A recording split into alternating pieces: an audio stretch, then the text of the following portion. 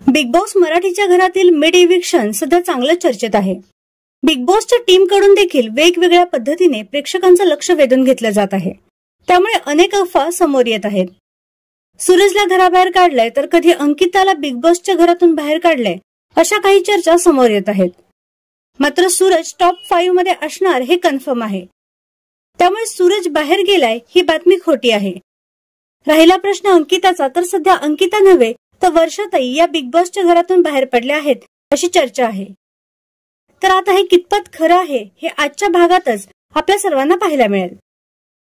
मात्र सध्या big boss मराठीच्या मिड इव्हिक्शनने सगळ्यांचंच लक्ष वेधून घेतलं आहे. त्यामुळे सर्वत्र एकच चर्चा आहे.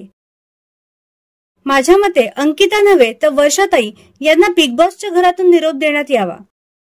तर तुमच्या मते आज बिग बॉस मराठीच्या घरातून कोणता सदस्य बाहेर पडावा हे कमेंट बॉक्समध्ये नक्की कळवा.